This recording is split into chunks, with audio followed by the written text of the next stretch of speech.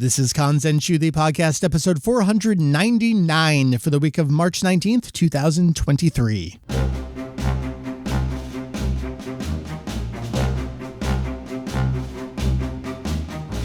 Hello, everybody. Welcome back to Kanzenshuu, the podcast. An extension of the all-encompassing Dragon Ball fan site. Kanzenshuu. We cover anything and everything Dragon Ball in hopes of enlightening and a little bit of entertaining. My name is Mike Vegito EX. I am here every week. I got someone that hasn't been on in, I think, 3 years, like close to the date, which is a little weird. Wow. If I've done this correctly, we have the technology to do this now. I did a site:/kanzenshuu.com. Kirran, what came up? And I think it was 3 years ago when we talked about Jump Force. So it's been a hot minute.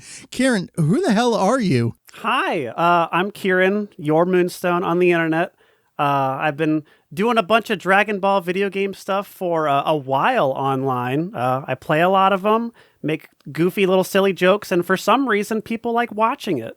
Still been up to that thing, but now I'm making my own games and stuff too, so it's been fun. Been busy, but I still got that love for all the Dragon Ball stuff. Excited to be back. Nice. Yeah, I want to hear about everything you got going on. We'll talk about that stuff at the end of the show. For sure. What we're going to do this episode, you are one of my favorite folks to talk about games with, and that's for a few reasons, one of which. You're flattering me already? I don't know if I can take You got to do that. You got to butter him up before you start talking shit to him as we go here. So you've played the vast majority of games, and probably the ones I'm going to talk about here. So you know them well. The other is you're a longtime fan of the site. So you kind of know the Mike-isms here and there about what I'm into.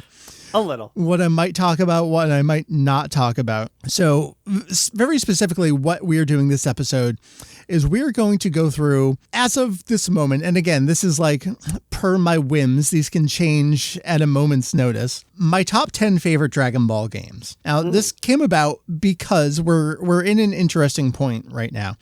We're roughly at the end of a generation of games, and it's kind of weird to say that, considering that Xenoverse 2 has been receiving support here for, let me see, Division 5 years. I think it's actually 73 years that we've been receiving DLC for this game.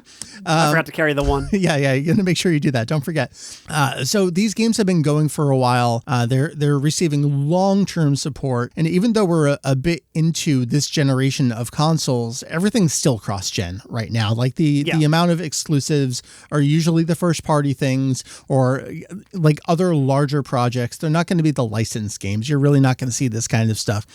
I very much doubt that, and this is, on the eve of not the literal eve, but the upcoming eve of a new sparking, a new, as they say, the Budokai Tenkaichis. Budokai Tenkaichi. We have a new era of gaming upon us, perhaps. Yeah. So I thought it would be fun to look back at everywhere we've been up till now, because I really have played like the vast majority of games going all the way back to Mystery Shenlong on Famicom. I haven't played the Epoch Cassette Vision game. That's like the one dark mark on my gaming history for Dragon Ball. It's okay. We share that curse. It's all right. So I wanted to talk about these games and like kind of have you riff on them along the way with me here, because I think there's a great selection of games, and we're going to really see like what points in time, what trends there were over time. And I think I have some surprise picks for the list too. I'm excited. I like you said, I've played most of these. There might be some that I haven't played. Obviously, we'll get to those, but it's fun tracking like the progress of the Dragon Ball games, going from Mystery of Shenlong all the way to Kakarot. It's just wild seeing it, and I think I feel like Budokai Tenkaichi 4 was trending for a second on Twitter too. Like that seeing the fire under people for seeing these old properties get revisited and stuff too. It's there's so much going on. Let's get into it. All right, here we go. So backwards from 10 to 1, we're going to have some honorable mentions and some other things to talk about towards the end of the list here. Let me get you going here with my number 10.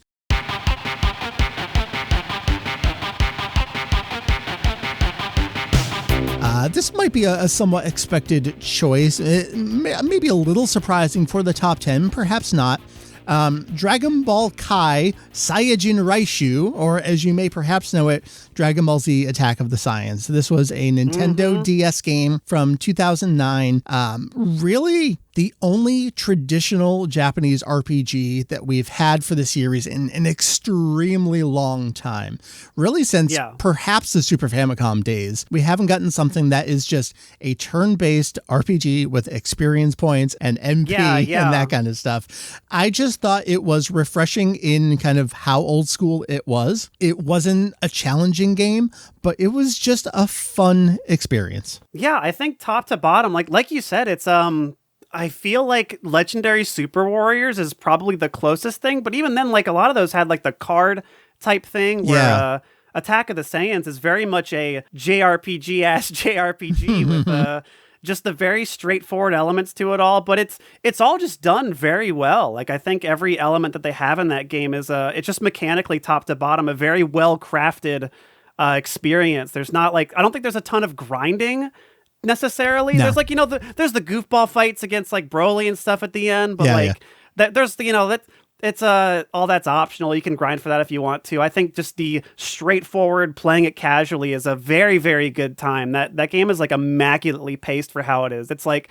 I feel like for a long time it was pretty popular in the community to just call that one like the best like video game, big air quotes. If you're just talking like objective video game, that one was like it was just really good all around. And yeah, it had the license and it was stuck to just the Saiyan saga, but it was just really good at what it did. It wasn't anything fancy or anything, but it's just a really solid game. What was so kind of like magical about that era, the DS era, coming off of during the PS2 generation and into the DS era, I really feel like you had, no matter what kind of game you wanted, it was available to you. Oh, yeah. If you wanted the traditional fighter, you had it. If you wanted the arena fighter, you had it. If you wanted to have the party fighter, you had that too. Mm-hmm. And then over on the handhelds, if you wanted the 2D fighters, you had that. You actually had some like 2.5D fighters. If you didn't want a fighting game, you had Harakanaru Goku Densetsu. Harakanaru Densetsu. The game that everyone forgets, myself included. But the experience on DS, like you had everything. You had the fighters, you had the RPGs, you had the card-based stuff. It really felt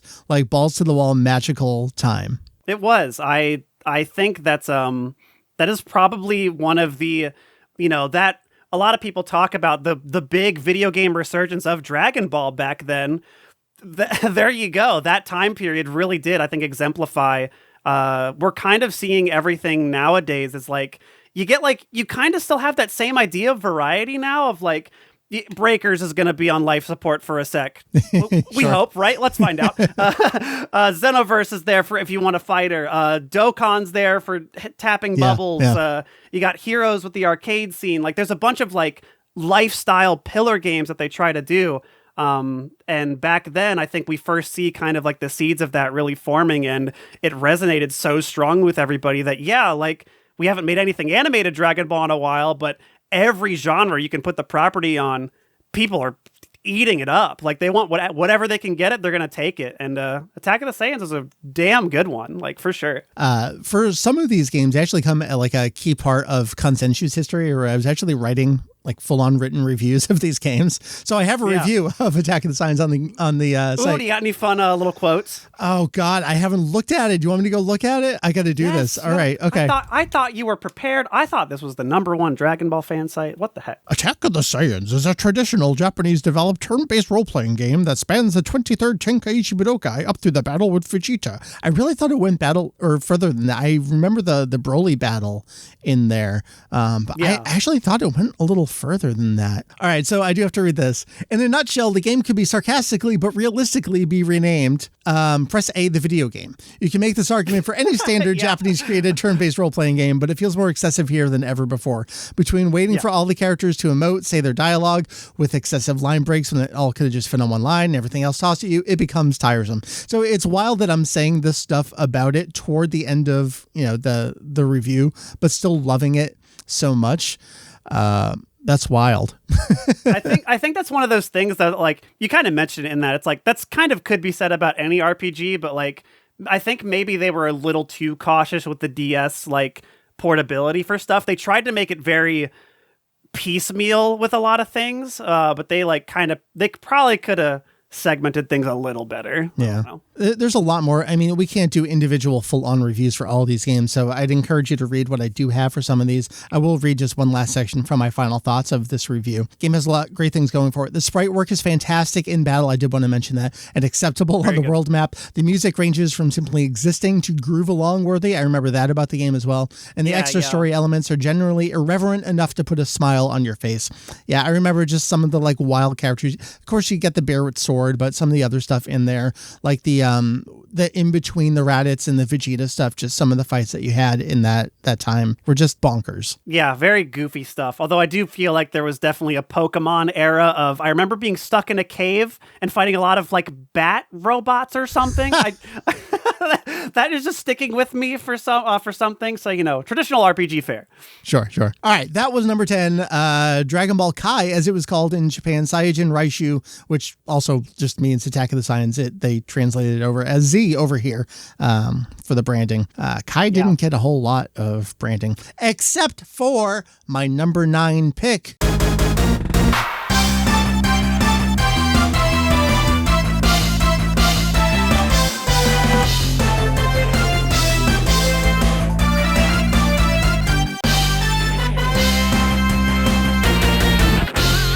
One of the only unlocalized games of the modern era. My number 9 is Dragon Ball Kai Ultimate Butoden, also for the Nintendo DS. This was this was a 2011 game, so we are like 3DS era here. Game Republic developed. Not surprising that this game didn't come out over here in America. It was like the literal end of the generation. The piracy carts were not just a problem, they were the way that people were playing DS games of this era. How I was playing that. Everyone was playing it that way. Excuse me, I bought my copy because of course I did. Yeah, of course. You paid $80 for that DS game, right? Yeah, sure did. I'm not lying either. Ultimate Butoden was a polygonal 2D fighter. But what really stood out to me about that game was how much care and love was put into it. This game just oozed charm, whether it was all just the attacks. Kaio was a playable fighter in this game, I'm pretty sure, for the first time, which just fantastic inclusion there. I'm pretty sure he was like right in the middle of the character select screen. Yeah, they knew he was the little goofball inclusion. It's and that like you said, that game is just top to bottom full of charm too. It's so good. Dressing everybody up as well. You can put like little outfits on everyone. Oh, it's great. I'm so glad you brought this one up because I was going to bring it up, you wouldn't, but I feel like you would. So Yeah, I actually had temporarily forgotten about all the dressing up and the outfits. This was, the pre-DLC era. So if they were going to put extras in the game, they were going to do it just because they wanted to and loved it so much. So you could have, Vegeta in his jacket or whatever and all the other characters in their alternate outfits. It was like shockingly like robust for like it. Totally. I think it was helped because it was like you mentioned, it's like this is 2011. 3DS has been out. Yeah. This is like the death knell for the DS. But at this time, developers figured out how to cram everything into it and really get like, if you've looked at that game, like if you pull that up, let's say maybe on some sort of PC-based device to play DS games. Wow, can you do that these days? That's wild. Yeah, some kind of crazy stuff. You might be able to do it on a Steam Deck too. So what you can do is like get it at like, if you like interpolate just a little bit, like obviously at full scale integers. Game looks incredible. Super does. Like it looks fantastic at any resolution you put it at, and it's aged marvelously. It still feels really good to play, very meaty. Every hit feels very good. I was literally just messing with it like a month ago, so I'm glad you brought it up again.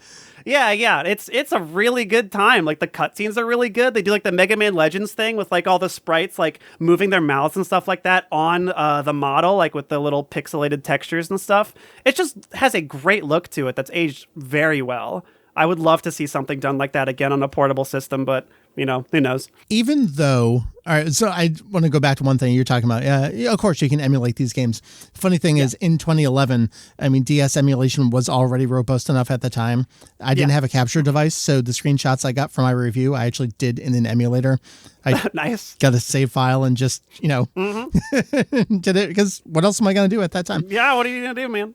As opposed to 3DS, where you had the, was it Miiverse on 3DS, or was it whatever, home integration Like you could post 5 screenshots per day initially in JPEG format, and then you would get them from your profile. Yeah, and then you could grab that. Yeah. Oh God, the things we put up. Then with. eventually you just custom firmware. Anyway, so DS. Yeah. I have to mention the what if stories in Ultimate Butoden because they were some of the best.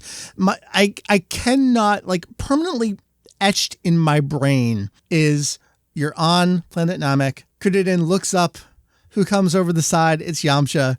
And he just slams his fist into the ground. It's all superhero land. It's so good. It was just charming to the max. Extremely charming. That's that game top to bottom, I think. It's just like I would use that word to describe most of that game. Because it's like a thing that I think maybe like rub people the wrong way. It's like it's one that I feel like a lot of the English speaking fan base just doesn't really talk about or really know exists. Yeah. And I don't think it's particularly, they're not chibi, they're like 5 heads tall-ish, you know? Yeah. They're like a little bit. I feel like it was like very like looked kind of childish, and that could maybe like I could see putting off some people that this would probably resonate with, like the little hype beast DBZ fans, where I feel like this was one of the better ones to really capture the energy of the series and stuff with how the camera, like, when you knock people into the air and the camera, like, tilts like a 45-degree angle and stuff, and you're dashing and you got the zoom lines everywhere. Like, I feel like it's the best one since Supersonic Warriors to capture the feeling of, like,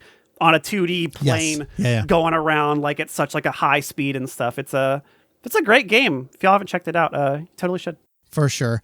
I'm just going through my review here. I'll read a couple sentences, but I had forgotten that, of course, because there's so much love in the game. If you use the Super Butoden unlock code, of course you unlock Broly. Yes. Because that's right. I totally forgot. Yeah, that's so good. All right, so I'm going to read the opening and ending of my final thoughts, my review from this game back in 2011. I opened Final Thoughts. It almost feels cruel to deliver this message to the average fan. Ultimate Butoden is the best game for this franchise in years and is the best game for this franchise that you have not played. Yep.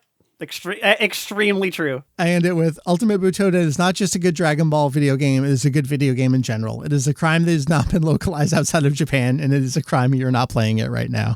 Yeah. I think that still resonates 12 years later. Well, that takes us to my number 8, and we are going to jump back in time. So no longer on the DS. We're actually still on a Nintendo console. My number 8 choice is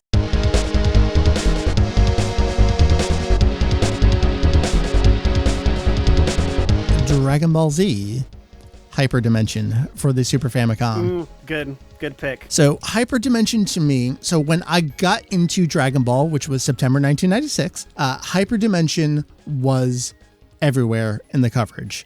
I was already an avid reader of game magazines at the time. I had been into EGM and Game Pro and Game Players, like everything that was available I was buying, I was subscribed to. Game Fan in particular with their import coverage. So I saw... like a weird way to describe it. Like I was aware of Dragon Ball through game magazines, but I didn't care about it until I actually did see it there in 1996. So then I was like retroactively going back and looking at my magazines being like, oh, this is the thing I'm into now. There have been like tons of games for a while. So Hyper Dimension coming out in 96 was a big deal. Also the new consoles of the era were on the market already at that point. We had PlayStation, we had Saturn for a couple of years already, 94 launches over there in Japan. So to have kind of like this swan song for the Super Famicom, the Super Nintendo in the form of Hyper Dimension, and it kind of like encompassing that Boo arc with this like gritty kind of design aesthetic, because it was using an extra chip. I believe it's the SA1 chip there on the Super Famicom. So this is like allowing it to do, I think, things with like compressing the graphics and allowing it to have, I don't know the specifics of it. So it didn't have a massive roster, but they looked amazing. Like these sprites were the ones that you saw everywhere online at the time. I just think of like the way that Vegito is slightly like hunched over a like little bit. Yes, that little hunched over pose with every forum signature forever. Yeah.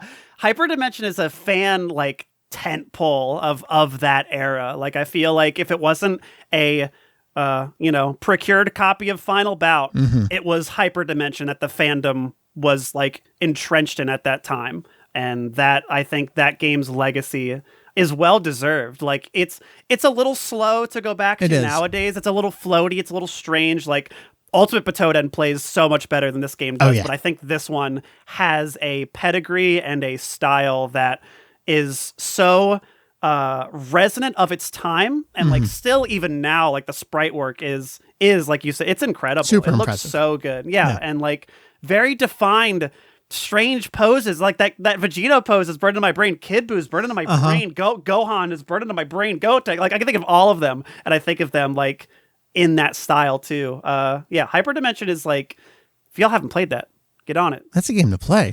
And it's weird. You kind of touched on this mechanic wise as well. Like your energy is your life, and charging that up at the same time was very strange, but also unique at the same time. This is an era where they are doing different things with game mechanics. We'll talk about some of those games coming up, at least one more of those games from this era coming up on my list.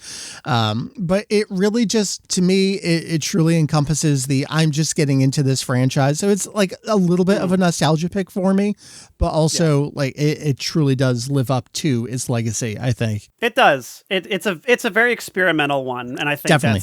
it's worth checking out, at least in that sense. And I think like even the if you can find the crusty translation of it too. Oh my God, remember that? Yes, that crusty translation is like it is a nostalgia experience for me, but it's a good one. I think it's a great time capsule. I have to imagine that someone's done a better one by this point, but that's the kind of thing, like, you have to play, if you're going to play Final Fantasy V, you have to play that original fan translation. If you're going to play Hyperdimension, you have to play this half-baked fan translation. Like, that is the epitome of Dragon Ball gaming right there, encapsulated.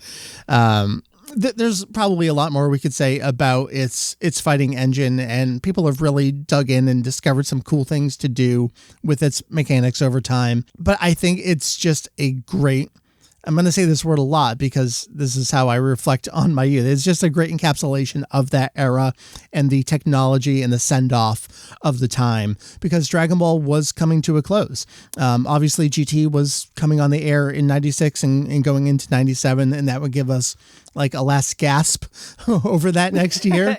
Yeah. But this felt like the swan song for everything, because the PlayStation, the Saturn games were all experimental in their own ways, but this was this is the pinpoint that you would put on that era of Dragon Ball. Easily. I think it's the best of that era, and its legacy is, you ask any Dragon Ball fan who's been around since then, they all have fond memories of playing probably that little goofy fan translation. Well, let's jump ahead to the modern era, and by modern era I mean actually only a few years later. Hyperdimension was 1996. That was my number 8 game. My number 7 game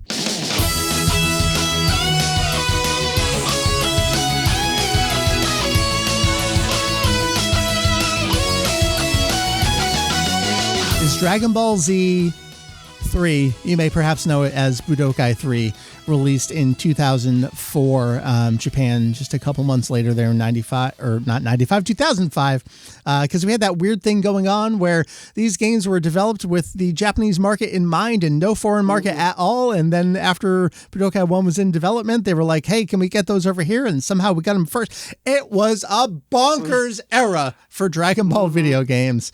But there was absolutely no doubt in my mind that I would include one of these on this list. And I think Budokai 3 is a great choice.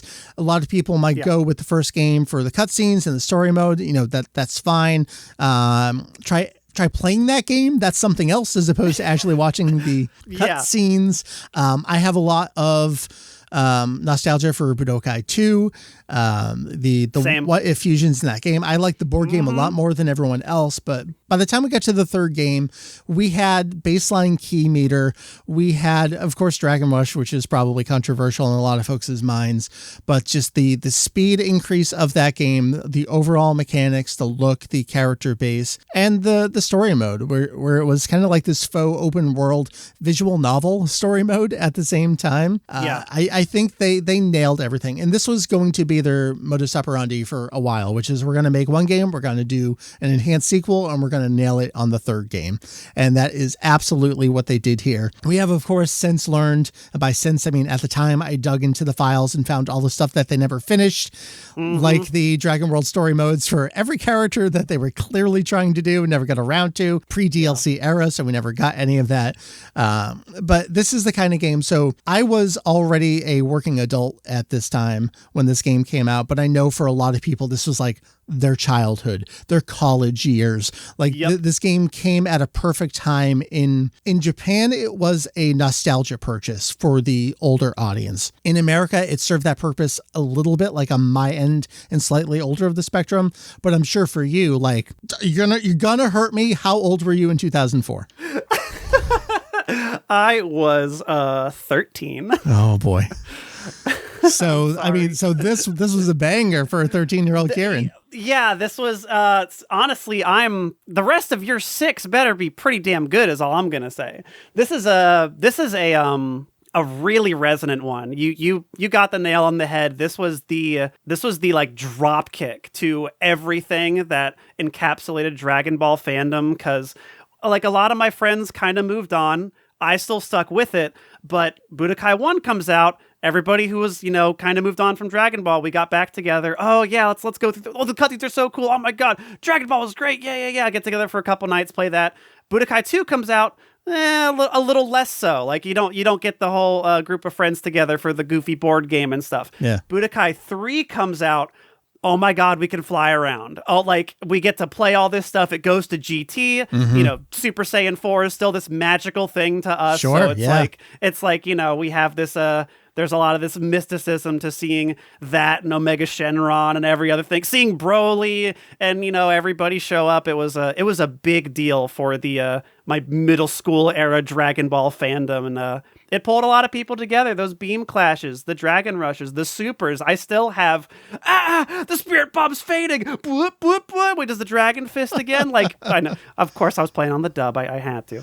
Well, that's an important thing to talk about. Is this was the era where that started to change, not with the initial release. But this game did so well that they re-released it as a greatest hits version. And that was when we started getting dual audio in our games. And that was extremely important. But before that came out, this was the point that I got myself a Japanese PS2. Okay. I was so into these games. And so this game had come out and I loved it so much, I wanted to play it in Japanese. So I actually bought my Japanese PS2. I was running the AMV contest for Anime Next, a convention here in New Jersey. And I think it was the con chair at the time was looking to offload his Japanese PS2. So I bought it off of him. I got a bunch of that's a good hookup. I got like Fantavision and Street Fighter EX3 and like the other launch titles, and those were whatever. But then I'm like, all right, now I'm going to start importing the Dragon Ball video games. And so it's kind of a weird era because remember, these were all annual at this point. So even though the Budokai series, the DBZ series ended, we already knew about what was going to be the Sparking series. And I must have already known at this point that the music was going to be replaced in the Sparking series and that we knew it was going to be Kikuchi music in Japan and replacement over here. That's right. So that was like this double whammy impetus of I need to get a Japanese PS2. But in the meantime, I got the Japanese version of DBZ3 and replayed the entire game. It's one of the only times for a Dragon Ball game that I have like really replayed the entire experience of it again, and this time in a different language. So I have like double fond memories of this game in both languages. There's I remember we were spinning the sticks. We were mashing those buttons. We had such a fun time with that game. It was like the perfect, let's get together for the weekend. We're going to do a sleepover. Let's see if we can beat this story. Tien has this extra thing fighting cooler. What? Like just doing all this like fun, like for all the charm that like Ultimate Butoden I think really captures in it. I think Budokai 3 lays the foundation for what we would see going forward with a lot of those titles, really digging into like, okay, we've done Raditz Taboo. Let's try Goofy What Ifs. Let's try Goofy What If stuff. Like, Budokai 1 and 2, we had Raditz Taboo. So Budokai 3, okay, we got movies and GT. And some GT. And then Bunch of let's mix them up now. Now let's make them like do a bunch of little weird goofball stuff. Budokai 2 had the what if fusions, which is great, but I think we start seeing Budokai 1 had the fun like cell absorbing Krillin and all that other stuff too.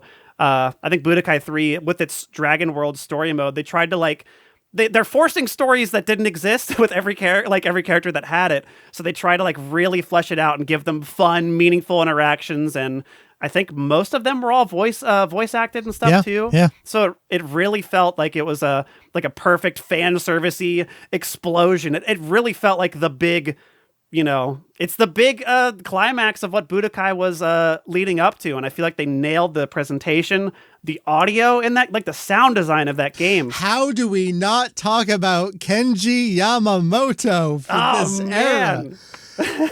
Right? Like Challengers, man, Stradivarius, burn into my brain. Yeah, right.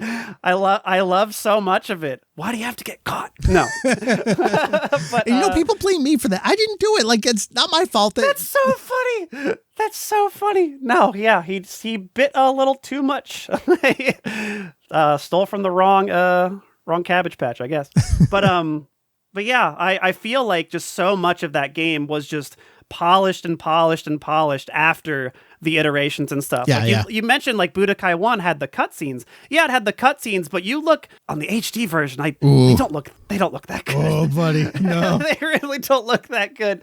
The cell shading, however, on Budokai 3, upscale that, looks fantastic. I mean, even on the 4x3, it looks super duper good. The beam effects are great. Like the little effects in the time chamber. No, it's not all white. It's this weird little ethereal blue, purplish, starry glow and stuff. There's just a lot of care and attention to detail in so much of that game that I feel like makes it the thing that people so fondly remember. It's not like it's kind of like for what Hyperdimension is for you, Budokai 3 is for everybody my age. Like everybody remembers all like getting together, getting everybody in, doing the tournament mode. Okay, pass the controller. Oh, I beat you. All right. Oh, it knocked me out. Like it was the fixture of so many great nights. Budokai 3 is, even as a licensed game, I think is a pretty solid 2D fighter. It's a very weird input system. Yeah. I don't think it's necessarily very balanced. You could do a lot of jank infinites in that game, but I don't think people are going to figure that out. If you just hit buttons with it, you're going to have a fun time.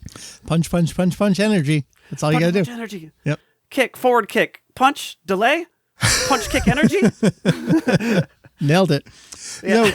This is a game that, again, depending on my whims, and had you asked me, 2, 3, 4 years ago, almost certainly was in and would still be in my top 5. There have been games since then that have taken a little bit of that spot for me. So we're going to jump actually just a couple years ahead again. We are staying on the PlayStation 2. Oh, I think I know what it is, and I agree already. For my number 6 selection. And this is a game that absolutely would have been in my top 5 were it not for recent releases, and actually kind of a surprise to myself. This is a game that began in arcades.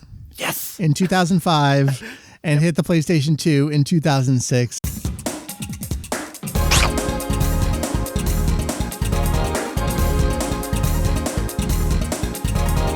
I could not be talking about anything other than Super Dragon Ball Z by Crafts and Meister and Arika. So good. So good. Arika, we don't deserve you. It's too good.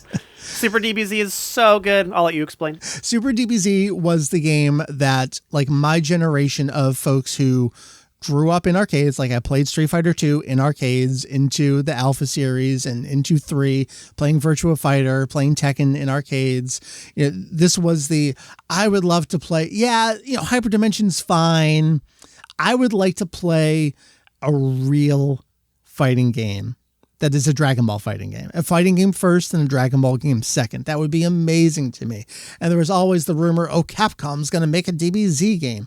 The Versus games are already getting big at that time, like just the pixel art of the era. And actually in Japan, there are a couple 2D sprite-based fighting games for Dragon Ball Z that never got transported to any other home consoles. There's Dragon Ball Z and then Dragon Ball Z 2 Super Battle. Yeah. They were experimenting with arcade-specific Dragon Ball games. And then along comes Super DBZ from ex-Street Fighter developers We got Funimizu in the mix here. Like, to play, reading about this game was just me running around the house like, oh my god, they're doing a Dragon Ball, they're doing the Street Fighter Dragon Ball game. They're finally making Dragon Ball game, and it's coming out here. That was the craziest part, that this even got a Western release. Yeah, especially when you think of the era. We had the Budokai series, we had the Sparking series, we had Super DBZ. All the meanwhile, all the DS stuff was coming out. We had a Battle Stadium DON. We had everything, and that's why I think this era was so important, especially as a fighting game fan. No matter what kind of game you were into, you had that specific subgenre, hyper-specific subgenre of fighting game. And so Super DBZ was not a 2D game. It was fully 3D, polygonal, sidestepping, flying, all that jazz, but it wasn't an arena fighter. It was still a locked onto each other back and forth fighting game. Yeah, more like Tekken than any of the Ninja Storm stuff we'd see in the future. Absolutely. So you had your side steps and you're getting around folks, but you had your fireball motions, that to me was, and we had that certainly in the Super Butoden series where you had traditional motions, but coming from a Street Fighter developer here, it just felt so much more real and natural, realistic. It's also just more responsive. This is just a super responsive. It's such a good game. Yeah. And it was manga focused. That was the aesthetic that they went for. That's my favorite part of it, honestly. Its menu system on PS2 is all based around iconic manga panels, the coloring. Mm-hmm. Yeah, the manga styling, and when you punch people, you get the little effects, and then they had to translate all those for the Western release and stuff too. There was so much effort they had to do to bring this out over here. I was I'm surprised they did, but it looks so good. And no game has come out since then that looks like Super DBZ. And I feel like the color palette of that game, the stylistic choices of a lot of the manga stylings, but even then, the type of cell shading that they did, it's not it doesn't stand out. The characters fit with the background very well, not to the point where you kind of get lost with everything, but it has this very sketchy look on the outlines. When you do a lot of the motions and they move really quickly, you'll get these jagged black lines coming out of their the outlines and stuff. It's just very dynamic, and it looks like a bunch of manga stuff flying around. When you break the rocks, you get the little nice colorful smoke and the little rocks coming out of everything. You break the buildings, you get the same type of effects. Visually, it's just such an astonishing looking game, along with the level transitions and stuff too. Very flashy, very fun to look at. I was just remembering not just the menu system, but the loading screens were tankobon screens with the characters on them. Yeah. Oh, God, so good. This is the kind of game where I just want to sit back and say, it's so good. I can't tell you why it's so good. It's just good. Why aren't you playing it? And it's so good. I was an evangelical Mike of the era for this game. And I know everyone was into their Budokai series and their Sparking series. I'm Super DBZ is here and it is saving us. Let's get down on our knees and pray to our gods at Craftsmeister and Erika. Thank you so much for everything you have given us. And it still has a scene, especially in Japan to this day. I was just going to bring that up. Have you seen I see on Twitter, if I'm still in a lot of FGC circles, I see a bunch of people showing all these crazy, Japanese tournament clips of arcades that still run Super DBZ on the cabinet and have a flourishing scene, it looks of people still getting together and playing it, and it's amazing seeing high level play of that game. I can't fathom it, but it looks no, I can't either. I have no idea what they're doing. And it's been a long time since I've played the game. I feel like I really got to pop that disc back in. Is just an absolute joy. And for the longest time, that was okay, here's our real fighting game. We can do this too as Dragon Ball fans. We can stand with the big boys. We can stand with Street Fighter. We can stand with Virtua Fighter and Tekken. We have one too. And the roster, we got Chi-Chi. We get Gohan with the sword. We have this weird Mecha Frieza. It was so fun seeing all the different variety in that game and how much love every character had. Because, coming off of Budokai and all these other games, everybody kind of feels the same. Everybody feels so different. 18 feels very different than that Vegeta was plays the thing that I was so into at the time. Because again, I was someone who was raised on Street Fighter. I need my distinct characters. Blanca doesn't play like Chun-Li, doesn't play like Ryu. Chi-Chi doesn't play like Piccolo, doesn't play like 17. These are so important to the word real. It's tough. You don't want a real fighting game, but that's what I was looking for. But it's what it is. And I think we deserved it at the time. And I know we hung it over the heads of people at the time, and I still do, but it's the game we deserved. It is. It's a very unique, strange game. If you haven't checked it out, that is one that I think they haven't done. I'm struggling to think of a game, like not even Dragon Ball, that has the floatiness that game has, but like in a good way, where you're like doing jump kick resets and stuff in the air. Like the juggling system in that game is just really fascinating. It's just a really good game. Like you said, it's a good fighting game first and a Dragon Ball game second. And yeah, absolutely deserves this spot. Check it out. In a game that absolutely would be in my top 5 were it not for some of these others. So let's go. Boy, let's see. To the top 5. A surprising choice to me for my number 5. But again, think about who I am and how old I am. My number 5 sure. for the PlayStation and the Sega Saturn.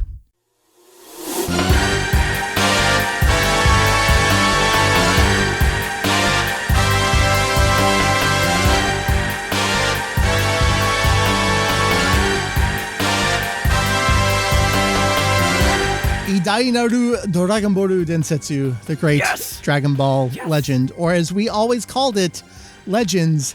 Now we have a real game called Legends, but I will still call this game Legends. No, that game's Legends. That game's always Legends to me. That's the one I'm talking about. Yeah. So again, for me, discovering the series in 1996, this game was already on the market. We were already modding our PlayStations, putting our Game Sharks in there and playing quote unquote import games. I eventually bought them all, but our import games of the time. So this was like, as I was discovering the show, the games were this like alternate discovery method for me, especially at a time when I was only just learning about fan subs, just starting to get my first fan subs in. The games were my experience to like the whole Japanese side of things. So the entire voice cast, the musical score, while obviously not Kikuchi music, Yamamoto was like this secondary official, like tried and true soundtrack to this franchise. Like he was half a step below Kikuchi in terms of like identity of Dragon Ball when you thought about Dragon Ball of that era. Absolutely. And this was a very experimental soundtrack for Yamamoto. It's weird that I'm talking about the soundtrack for this game first. But him coming off of the Butoden series and Hyperdimension into this and going that very like electric, techno isn't even the right word to describe it, but it's just experimental music. It was super, super cool. But it also had that kind of like dum dum dum dum dum dum dum, like the loading music with the narration. There was like downplayed kind of stuff too. But what made this game so spectacular was, and we mentioned this earlier with things like Hyperdimension, was the mechanics of this game, where it was a tug of war. There wasn't hit points. There wasn't a life bar. There was a single bar in the middle of the screen. And as you did more damage, it went more or less towards your side. And then when you got all the way to the end, that's when you unleashed your super move. And that took like a life point away, or however, the secondary life meter was on the game. But it was sprite based, but it was fully 3D. So you had all these sprites rotating all over the place, left and right, flying up and down. And this was one of those first games where I kind of got into that. Like the Tetris effect is a great way to describe it, where you just feel what the timing of the teleport back, teleport down, teleport up, teleport back, teleport up, teleport back, teleport up. And just like continuing that chain combo up and up and up to unleash the super move. It truly was like a new discovery and a whole appreciation of the entire storyline of the series. And it did things like its story mode was the story mode of the series. It rewarded you for doing things the right way from the series. You could swap in and out while characters were playing. The computer would take over for you. The characters would narrate over top what was happening. Yeah. It was so ahead of its time there in 96. Multiple characters on the screen too. For sure. Like you had, like that alone was already like a big thing, like to see that. I also, luckily, my friends actually did have an import copy of this when I was very young. So I did get to also experience this fresh in that same light. The scale of this game is what blew me away. And I mean that in the sense of how it felt to rush at somebody when you're like charging towards someone, and the camera does this spinning effect. As you see, like, you know, even in the first fight against Nappa, you see Krillin and Gohan are punching Nappa off in the corner, and then I'm rushing in as Piccolo. The camera starts rotating around, and then I'm closing in like a fucking bullet. Get in there, knock him up to the sky, teleport up there. We're in the clouds. Like, Butoden had this and stuff, but not to the sense of like what this is, the like expressiveness and tactile game feel of like shooting up there and teleporting around. Like this, before Sparking, this was the anime simulator. Right. That was where we first started using that term, the DBZ simulator, for sure. And I think it's how we all described the Sparking game as that was coming out. Like, oh, we're getting a 3D Legends. Like, that was the conversation of the era. We were a little let down with that first Sparking game, for sure. It's definitely not that, but yeah. So again, it's a little bit of a nostalgia pick for me because this was like such a formative time of my Dragon Ball fandom and discovery. But I think it did so many unique and new things that really haven't been recaptured ever since. In some ways, things like Fighters have recaptured some things. Sparking has recaptured some things. But the tug of war alone gave it such a unique flair. Totally. And again, it being contemporary with things like Hyperdimension, again, was kind of like the swan song send-off for Dragon Ball of that era. The end of serialization, the end of the original TV series. We're going to go off into this world of GT and see where that takes us. You know, this is like a pin in the final Z contemporary era. You go through and play, you know, this is our Raditz Taboo thing. Right. But, you know, I feel like the presentation of this game, the sprite work is incredible. The controls they're very simple. Like, you're just using circle for like, I think every single attack. Yeah. And it's up. It's like 10 controls for fighting game where up is forward and down is backward. Down is back. Yeah. And then, there's a bunch of teleports and dodges and things, and like swapping between characters as the main gameplay interaction, I thought was the coolest thing. Of like, you fly in as one character, start something. Oh, I'm getting beat up. Hot swap to Krillin, who's behind him. Let me get in there as like doing this type of thing. It is like you said. I'm trying to think of anything. Like, I know we're just saying this about Super DBZ, but again, here I'm trying to think of another game that does something like this that even isn't Dragon Ball, and I can't think of anything. Like, there's some Toho fighting games that kind of have this little 2D, 3D thing going on, but even then, none of them have this like weird little tug of war thing, and you know, you get the reward of the reward back then of the big cutscene. They do this kind of a really long time. I think they're maybe a little long nowadays, but back then it was like, he's charging up the spirit bomb. Oh my god, it's so big. It's getting bigger. You know, like how just like this was the, you know, one of the first times seeing Dragon Ball in 3D like this. They really hammed up the like beam effects, the energy feel, and just the sensation of flying around in 3D space in a way that I think some of the even 3D games struggle to capture, honestly. I feel like the speed of this game is just amazing. Something that's a little bit lost to time is this game is a sort of spiritual sequel to Idainaru Son Goku Densetsu on the PC Engine, which we know is TurboGrafx 16. A much more story-focused game, but it did have the like in and out kind of pixel style of fighting. Nowhere near as refined as what this game turned into. But I think it's always a good historical kind of note there of what this game was. That one does like the little plane jumping thing, right? Yeah. That is my... What number was that? Was that 5? That was number 5. Yeah. That was number 5. That takes me to my number 4, which was a total surprise to me. Not a surprise for my top 10, but an absolute surprise for my top 5. My number 5 game from 2017 for the Nintendo 3DS.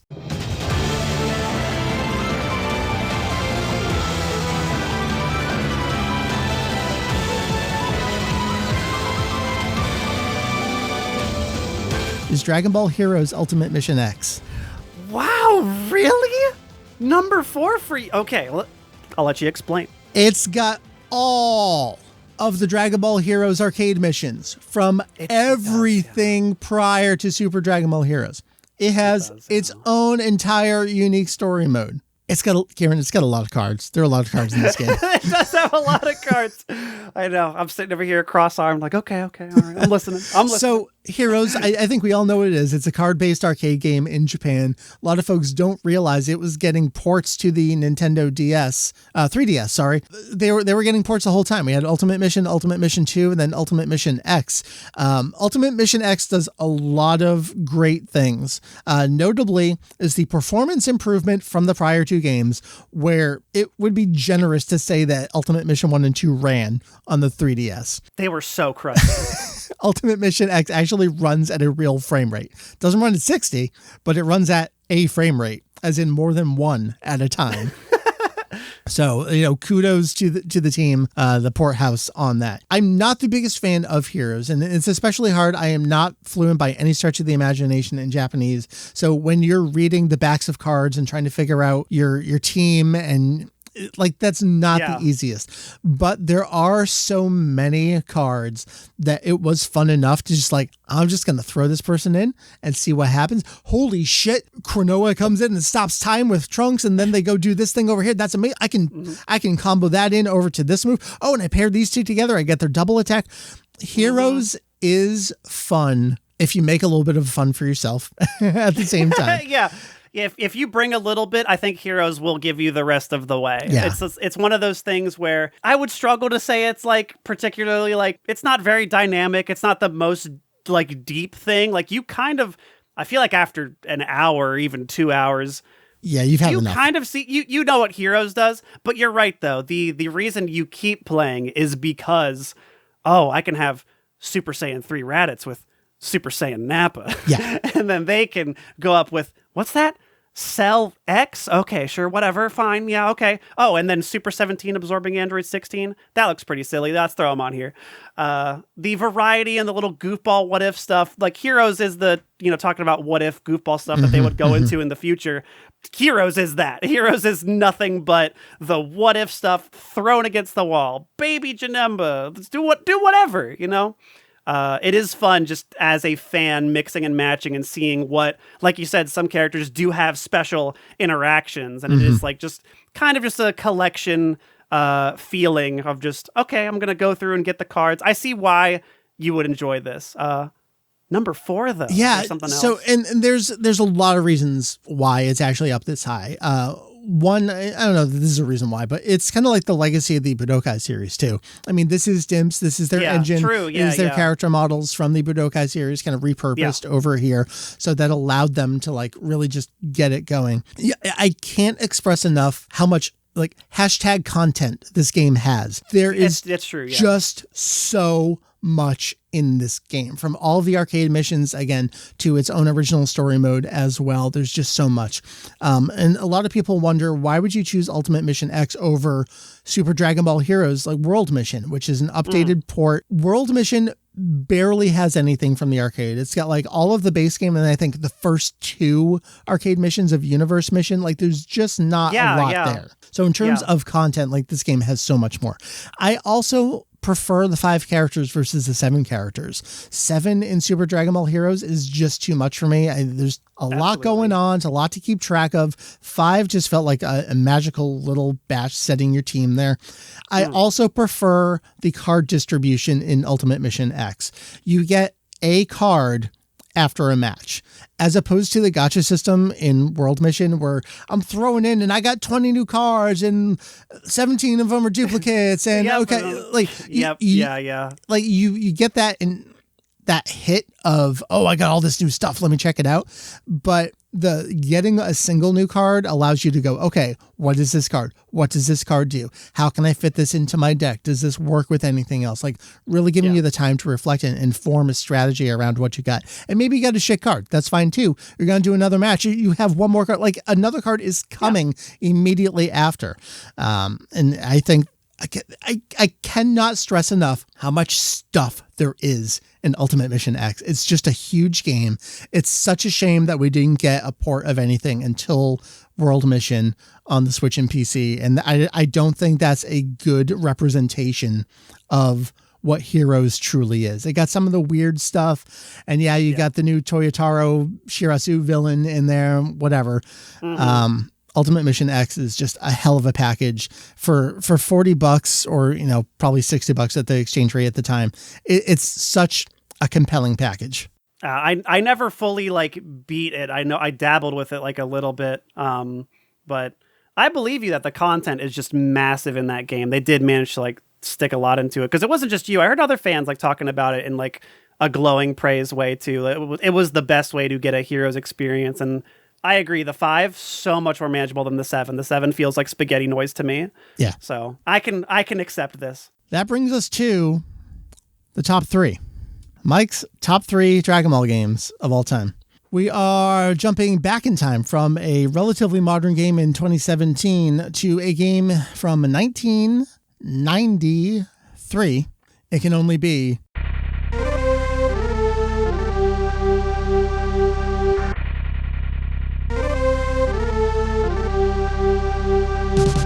Dragon Ball Z Super Butoden 2 for the Super Famicom. This is the quintessential Mike pick for the list. Again, talking about discovering this series and then going back to my game magazines and seeing what was in there. Super Butoden 3 was actually the one that I saw the most. There was this amazing 6 or 8 page spread in an issue of EGM. If you haven't checked this out in the press archive, you have to see it. They cut together image of the entire, I think the Budokai stage map, but they placed all of the characters on it, firing their attacks from different directions. And so for me, discovering the series, going back, seeing this and being like, holy shit, there are these games, there are already all these games that I can just go play right now. And so Super Butoden 2 was actually the first non-PlayStation game that I acquired. And this one I actually purchased for real. By acquiring, I mean. Wow. Secondhand copy. But, and this was... Even then, that was probably hard to come by. It was. I grabbed it at a convention. I paid way too much money for a loose cart at that time. Eventually, I got a box copy. But this was again, this is a nostalgia pick for me, but this is I'm discovering the series. I'm learning how to saw off the tabs inside my Super Nintendo so I can fit my Super Famicom cards into this and play it on my system. But I also think Super Butoden 2 does a lot of really interesting stuff. It's such an incredible step up from the first game. This is the Budokai 3 to Budokai 1, they did in a single game step up here. It's actually responsive. It's still clunky. It's still floaty. It's still, a not real fighting. It's a Tosei game from 93. Let's not beat around the bush here. Yeah. But it was much more responsive. It was much more flashy.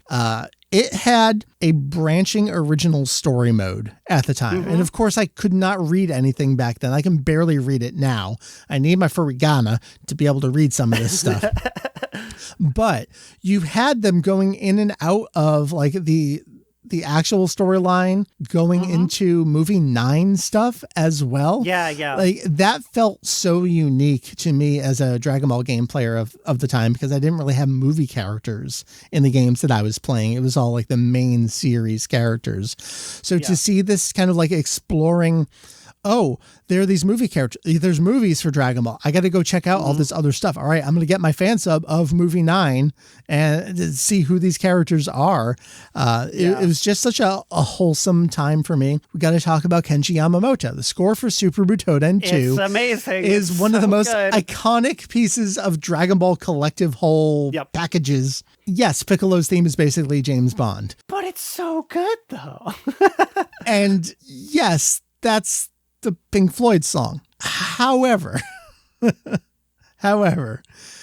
the arrangements are unbelievable. And it was not to the send-off period. It was the heyday of Dragon Ball Z mania in Japan.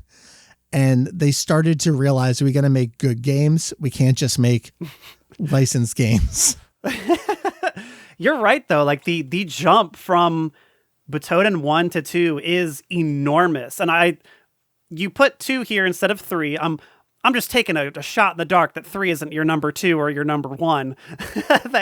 that you decided to put 2 here of the lot. And I think I would agree. 2 just has that special charm to it. I feel like it really nails what it's trying to do. Has the roster to back it up. I think it's the biggest complaint about 3. And just the feeling of before Legends, this was this was the anime simulator of then. It sure was. With we had the beam struggles, we had knocking up into the into the sky, we had a bunch of the Dragon Ball isms that you come to associate with all the games nowadays started in Butoden 2. Like they really paved the way for what would turn into a lot of the staples of the games going forward. And I can Final Bout was my gateway drug to there's a Super Saiyan 4, all that shit. But yeah, I can only imagine Butoden 2 being the thing that turned you on to there's movies and who are these other characters and what is this amazing music I'm listening to?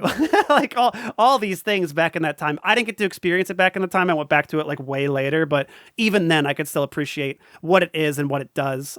So even from that lens, I know this is your nostalgia pick. I will say, totally agree with you. Butoden 2 definitely deserves to be somewhere up there. A couple things about it in relation to 1 and 2. I was in arcades playing fighting games of the era, so I was frontline disappointment when Mortal Kombat hit Super Nintendo. And ignore the blood stuff. On Mortal Kombat 1 and Super Nintendo, when you press the up button, it's kind of like a 50-50 shot of whether the character's going to jump or not. And Super Butoden 1 is kind of like that. So the jump to 2 was incredible. 3 gets a little more flashy. You get some effects on the attacks that looks great. But like you said, the roster's not necessarily as robust. 3 doesn't have a story mode. That's kind of a ding for it. There's some replayability with 2, being able to check out those different branches, that kind of stuff. I guess I'll close out Super Butoden 2 by saying up X, down B, LYRA. Burn into your brain. Forever. That takes us, we only have 2 left on the top list. So my number 2 choice of a Dragon Ball video game, this has to be up here, 2018.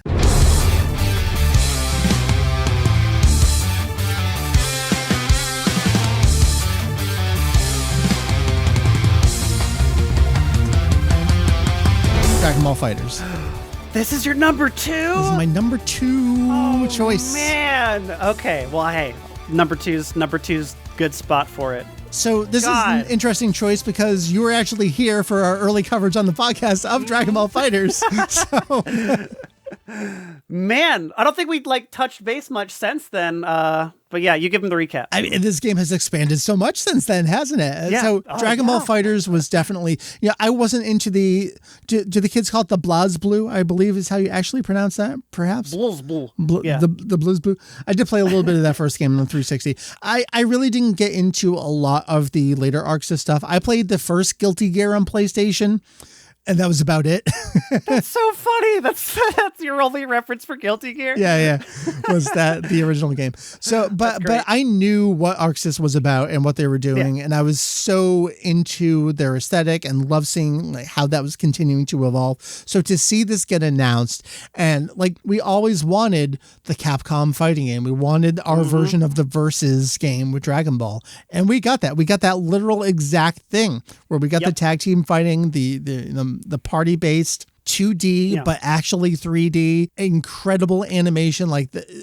We talked about things like Ultimate Butoden, where the attention to detail was the charm and getting as much as they could out of that system and those character models and the storytelling. We talked about the Real Legends, where they're experimenting with this new visual style. We can do rotation on sprites and levels and new game mechanics. Yeah. We come all the way here to FighterZ with an established developer that knows exactly what they want to do, and then they're given this license and kind of given basically a free check, just go make an awesome game.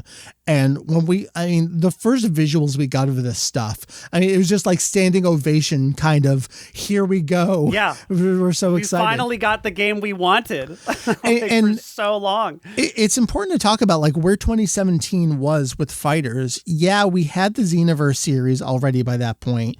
And that was... Yeah, they were doing new stuff with storytelling with that series, but it was still an arena-based fighter. And I think a lot of people don't remember the Raging Blast era, where those games were tanking year over year. And it took Xenoverse to kind of reinvigorate to get like any sales of Dragon Ball video games. Like they were in the dumpster before the Xenoverse era. So Xenoverse really reinvigorated like the Dragon Ball license for video games again. And for them to kind of do the PS2 era again, where it was like, okay, now we have this game. Now we can do this type of game. And it was like reliving the Super DBZ era where, okay, we're getting a real fighting game first and foremost, but also is like slavishly just unbelievable looking. Yeah, like you know, same thing with Super DBZ, fighting game first, Dragon Ball game second, but to an even further degree, this is such a Dragon Ball game. They are deforming meshes to get angles to like recreate all these shots and like get like, because they are ArcSys, they are masters at the like stuff they do with vertices on a 3D model. You should watch the GDC talks if you haven't, if you're interested in that kind of thing at all. They have like talks about like how they do this stuff, and they use examples from fighters and things, and you can see like, you know, all of the behind, like, let's take the camera out of fighters to see what it looks like and stuff. There's so much effort put into this to make it look the way it does and to capture these iconic scenes, these iconic shots, to make everything look so close to like, I don't even know like what like anime manga style with that they capture with everything. It's just very like cartoonishly cell shaded, and wonderfully bright and expressive. Like everything breathes this life into it. Every hit has such a satisfying like crunch to it. Everything about this game is top to bottom, like execution, fantastic. I have like 1,000 hours in this game. I've entered in a couple tournaments. I did play this like a real sweaty try-hard FGC gamer for a while. This is a real fighting game. And I'm so excited that we're getting rollback netcode. No, right, and right. We're getting a new balance patch because I fucking hate Lab Coat 21. But even then, after all that, we got Super Saiyan 4 Gogeta, and that's all I needed. I just needed a Super Saiyan 4 in the game, and I was going to be happy. And like every single character, like to what Super DBZ characters play different. Yeah. In fighters, they kind of have the auto combo thing. People don't really like that about, like, some diehard FGC people hate that. They're just like, it makes characters feel the same, or you just mash square and it's like the good option. That is the case in fighters. Mashing square is probably the right answer in a lot of circumstances because your auto combos auto target. So if somebody teleports behind you, if you keep mashing square, you're going to snap over there and hit them with whatever you're doing. But that helps it play for the casuals. And that helped it, I think, really capture those people that I think wanted something like this since Budokai. Like they haven't had anything since then. This was able to satisfy the Budokai fans who are like, I'm here for the cool cutscenes and all like the fun little interactions and everything. That story mode has so many goofy interactions. People have farmed for all these things. So slow and boring though. I hate it as well. I don't think I ever finished it. I didn't either, but there's a ton of people who love it. And but it has one. It's got a story mode. They have it and they love it. I spent 1,000 hours in training mode and hundreds more online, and I don't regret any of it. This game is, I think, the best mechanically.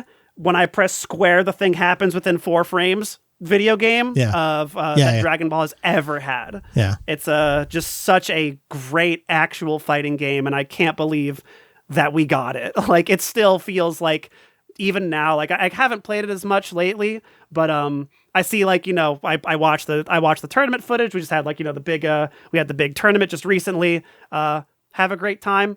It's always good. It's always hype, and it's amazing that I was able to like carve out the, hey, Dragon Ball fans, you want to see the cool Dragon Ball stuff? Yeah. Hey, fighting game fans, you want to try a cool fighting game? Because I am right in the middle of that Venn diagram, like I know you are. 1,000%. And, this one, I think, finally delivered what we've been wanting for so long, and it's I'm just so glad it exists.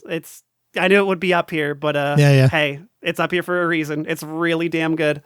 So it came out years ago at this point, and this is alongside Xenoverse. This has been like their long-term support game. We ended up having 3 seasons of characters plus a bonus. They're like, here's 21. I don't know. They're still playing it. Okay, here you go. We have this model already. Just whatever. Make her the best character. Yeah. She can hit on OTG. Don't worry about it. This game is like regularly $9, the base game, and you're gonna look at that and go, oh, but I gotta buy all the DLC. Like, but we paid 60 when it came out, and it was a robust experience at that time. Absolutely. And I mean, I think I bought all of the season passes on sale before they were complete. Like, this game is regularly extremely cheap all the time. So it's a great entry point into fighting games. It's a great entry point into kind of like using a game as a platform for future content. There's so many characters in the game now. Yes, it's an important thing to say that a lot of them are Goku or Goku adjacent. Yeah. Sure, that's fine. I understand that. But they all play different. That's what matters. They do. They all play different. I remember the first time I played this game was at Anime Expo. It must have been 2017. They had only recently announced it. They were showing it off. The Xbox version, which is strange. This is the time that the Microsoft was paying for like the promo exclusivity, like this and Jump Force. They were always running them on Xboxes. Yeah, because Sony got Street Fighter, so they were trying to like get anything they could. Yeah. So it was really fun to be able to like play it from early, and then the early betas that they did on the systems as well for players leading up to the release. This game is a recent enough one that I don't know that it's really necessary for us to go too much more in depth about it. You've almost certainly played it. This game has sold millions upon millions of copies. I think if you're a fan listening to a podcast in 2023, you've probably played Fighters. Important, the game is called Dragon Ball Fighters. It is not Dragon Ball Fighter Z. Fighter Z? We have a couple options here, Kirran. Well, we have a couple options for what number one could be, but we also have a couple options on how we could approach how we do this. As I mentioned earlier, we definitely have, I want to go through some of our honorable mentions, but I feel like going into honorable mentions gives away what number one might be, and I don't want to give it away that way. I want to just go into it. Sure. I'm down. So Mike, Vegito EX, hereby declare in the year of our Dende 2023 that the best Dragon Ball video game from 2016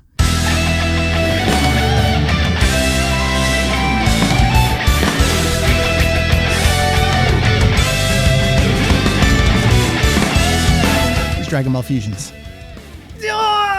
Yes! Mike, you're my favorite. This is why. Fusions is so good.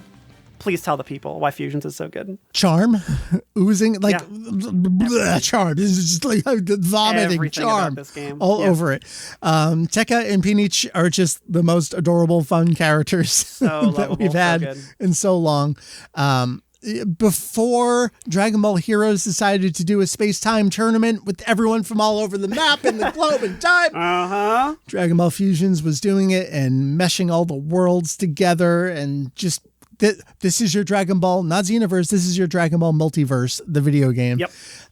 But it's just so fun. Like, the characters know that they're having fun at the same time. So, I mean, it's an original story with a bunch of little boys doing their own thing, and they get sucked into this dragon world, but also, depending on what you choose, they might be science, they might be aliens, whatever, and all the dragon, and it's all the kid characters that form this group that go off on this adventure. Like, this, it feels like a Makafushiki Daiboken more than like any other game. Like, it truly is this grand mystical adventure, and you're meeting all these characters, and the characters are doing their own weird what if things along at the same time. Like, EX Gogeta is absolutely incredible when you get to that point in the game. Like, the game knows it's having fun. So Dragon Ball Fusions is a turn-based pinball RPG. Yeah. There's like another, Monster Strike is a phone game. That's like the closest thing I can think of to compare it to. That's probably like the closest modern one I can think of. But yeah, they're like kind of like, you can think about them like billiard balls, and you like can pull them back and charge them up, and you shoot them at other people, and they'll like knock around and hit other dudes, and depending on, they could knock them into your opponents who then hit them back, and you get like fun little ricochet combos and like all this stuff. Like, its system is so top to bottom fun that really accompanies its like childish presentation. Yeah. It's very whimsical. It's very laid back and very but it's very meaty in the game feel. Like, it is like when you get those big hits, it's like duh. It feels so fantastic to get like to get like such the big moments off in its battle system that I feel like sometimes the battles can go a little long. They do. But I never notice it because I'm having a great time. Like when I was like hunting the little portals trying to get everybody, I started noticing it. But like throughout like just the main story stuff, the stuff that you have to do to like go through it, it's so good. What a great game. Perfect pick for one. If you're trying to recruit the characters and you're like building up that meter so you can do the EX move, whatever it is, to knock them out while using that move, like, that's going to take a while. But if you're just playing the game, you kind of cruise right through that stuff. Also, the flight was like amazing to do that on the 3DS. Like just the way you like maneuver around the world and stuff. Like, looking around for like, oh shit, is that like Cyber King up there? Hold on. Like let me fly over to him. Like it had such a fun presentation, and the way it's just structured is so interesting and fun. It doesn't try to do more like Xenoverse tries to be Monster Hunter and Budokai and all these other things and Hero's Light and blah blah blah, like whatever the fuck it tries to do. Fusions is like so laser focused. Yeah, this is what we're doing. Yeah. And I think that is absolutely to its benefit. I hear people constantly bring up to me, man, where's Fusions 2? I want Fusions 2, Kirran. I'm like, I know. 1,000%. I feel you. Yeah, Fusions is incredible. And I feel like there's a lot of people, like everybody who's played it is so evangelical about it. They love it. Like they will tell you that. Excuse me, sir, have you heard the good word about Fusions? Yeah. Have you heard the best Dragon Ball game? No, I'm not talking about other ones we might talk about in a second.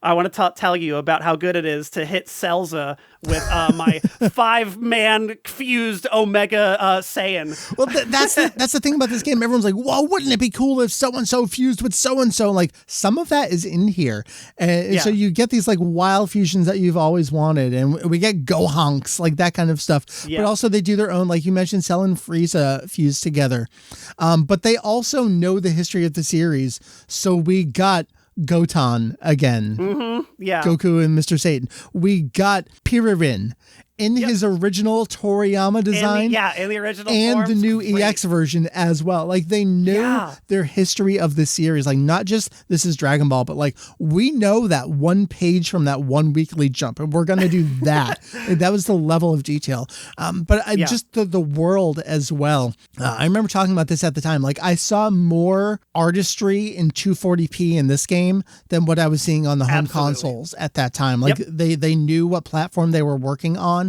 and how to get the most out of it. It's so colorful. It's so bold. And what I love about as you go up like the different levels, the steps, the zones, and then like someone would come down and you get a little shadows like, oh shit, it's Mira and Toa. And, like, so they start introducing like all the expanded universe stuff too. And then you get the Dragon Ball Super characters being pulled in at the end as well. So it's late enough in the Dragon Ball lifespan that you do have Super in there, but then you also get like the Xenoverse, the online era with the Mira and the Toa. You get all your Broly stuff in there. My perhaps favorite character is the robot Goku, who speaks entirely in katakana because he's a robot. Dragon Ball Fusions is, I mentioned earlier how I played Budokai 3 originally on the American PS2, then again on the Japanese PS2. Fusions is a game that initially came out in Japan and we didn't know if this game was going to get localized. So I bought the Japanese version. That may have been the time that I had Julian get me the Japanese 3DS. It might have been for Heroes as well. It was probably around Ultimate Mission 2, probably. I think that was the first one I got. But so I was able to play Fusions on release in Japanese, not knowing if we were ever going to get it. Being on Twitter, like constantly posting my screenshots, like, you guys, you have to play this game. You have to see these fusions. You have to see this crazy stuff. Played through the entire thing in Japanese. Game comes out in America. Play through the entire game again in English. Play through the game again entirely in Japanese because it's such a good game, and I'm taking screenshots for site and wiki stuff and all that stuff. At this point I got custom firmware so I can take actual pings from the game instead of like the Nintendo Miiverse stuff.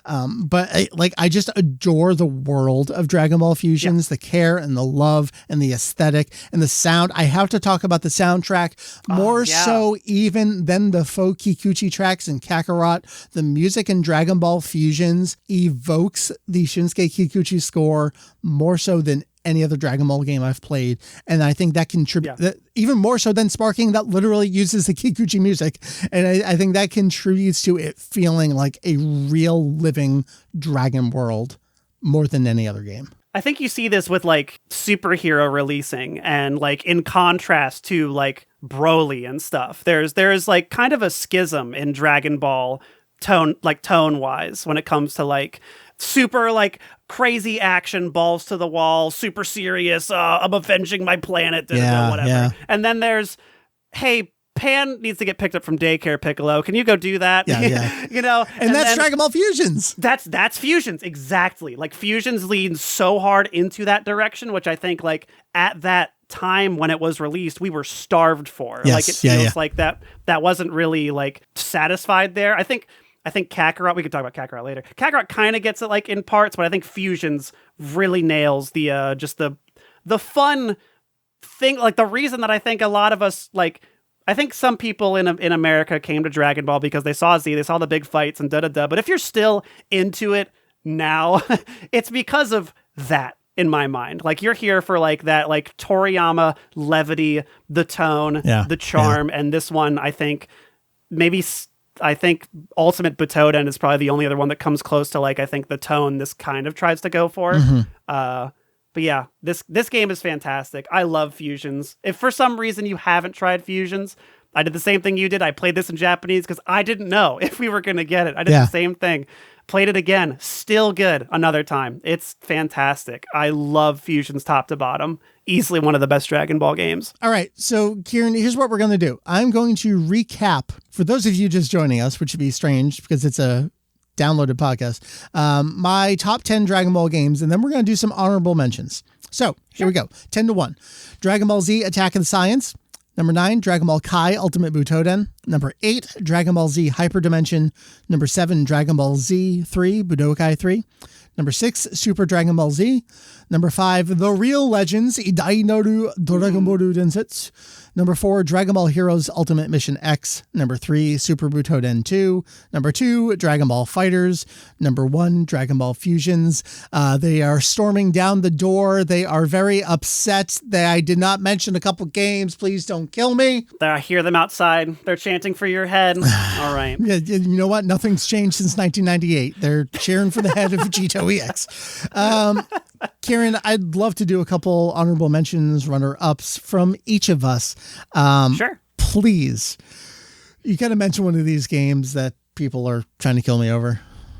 Okay, well, you didn't say it, so I'm going to say it. I think that Tenkaichi 3 is amazing. Is there a ban button on Discord? No, listen, okay, you have to hear me out, all right? Hear me out, I swear. All right, Sparking Meteor, okay, Tenkaichi. Oh, yeah, I remember right. Sparking Meteor, sure, that was the game. Oh, yeah, sorry. Okay, so Dragon Ball Sparking Meteor, this game, I feel like, you know, we briefly touched on it with Legends and Butoden 2 and things like that. This game is when I think of what to tell people what this game is, it's the Dragon Ball action figure simulator. That's all it is. Like it, and literally in gameplay sense, it is also that. Like you're slamming them together, you're just hitting buttons, and there is some depth to it, but like not a ton. Like, yeah, there's kind of like an air quotes scene, but if you watch a lot of it, it's like kind of the same-ish gameplay, and just certain people have broken moves or whatever, just spam those and stuff, blah, blah, blah. But all of that said, top to bottom, I can have a Raleigh fight General Blue in Penguin Village. But can you fuse a Raleigh with Toa? No, so that's why it's not number one. Okay. I do think the announcement of them invoking the name, awaking the sleeping dragon, as it were. There's a lot of people who have the same fondness for this. A lot of fan art already coming out of, like, I saw people like remembering spinning the sticks, burning their hands, doing everything with the little everything. It was just, okay, mash circle or spin your stick every time you're like rushing in and doing stuff. But the stage variety is immense. The destructibility of the stages is like still incredible at the PS2 level. The variety of the characters. I can play as Hirudegarn. Let me play as Hirudegarn. Let me play as Big Janemba. That's what I want from whatever they do in the future. They're probably not going to do it, but I'm going to sit here and hope that they do it. I hope they stay silly. And like, Mike, Yeah. Yeah. How can you hate it? It has a pool. Did I say I hate the game? So were it not for a couple other games, this probably would have slipped into the top 10. It's a top 15 for me. Again, I bought my Japanese PS2 to play these games in Japanese with the Japanese score. Like, that was important to me at the time. I understand and respect and acknowledge its place not only in Dragon Ball gaming history, but in like the larger Dragon Ball fandom. I get that same thing out of it, where it's the action figure game. I don't want to play it more than I want to play any other game on my top 10, though. Like, I legitimately would rather play Super Butoden 2 than I would want to play Sparking Meteor. I mean, that's just who I am. That's the nice thing about personal choices and opinions, is it's like an ass. Everyone has one. Is that they're wrong, and we need to make a big deal out of it. We gotta. I feel you though. I feel you. Would it make you all feel better if it was number 11? Like, it's probably number 11. Or 12. I think they'll take that. I'm getting word. Okay. They'll take it. All right, call them off. I'll be the emissary. All right. I actually have 3 honorable mentions, so we'll see how many you want to throw in. This is the kind of thing where Dragon Ball actually has been around for so many decades that, you know, we had a top 10 and we have multiple honorable mentions. That still leaves out like 30 or 40 Dragon Ball games that we didn't talk about. Yeah. My first honorable mention, you want to talk about a mic choice, Kirran. This is Dragon Ball Z 2 that I'm holding up the cart for. Dragon Ball Z 2 Gekishin Frieza for the Nintendo Famicom. My copy's on my shelf over there. All right. I feel you. Good. Not in my top 15. It's probably in the top 20. But the reason why I want to mention it is that prior to Dragon Ball Heroes, when you thought about card-based Dragon Ball games, you thought about the Famicom games. Maybe if you're, of the American younger age, you think about Legendary Super Warriors on Game Boy Color. But of like this era of Dragon Ball games, they all use cards to choose your attack and your items and all that kind of thing. And I think Gekishin Frieza was the best of the bunch, and we had a million of them from the Piccolo game, which I think was the second Famicom game. Why am I playing? Daimo Fukatsu. Then to Dragon Ball 3, then to the Cyan game, then to this one. Yep. And then we still had more. We had Dragon Ball Z3, Resen Jinso Ningen, infamously incomplete game that gets up to, I think, second form Cell, and they were caught up to the manga, so what do we do? Kind of game. So funny. Yeah. And then we got Plan to Eradicate the Saiyans, which, definitely deserves a larger discussion. Not in my top 20. Well, you know what?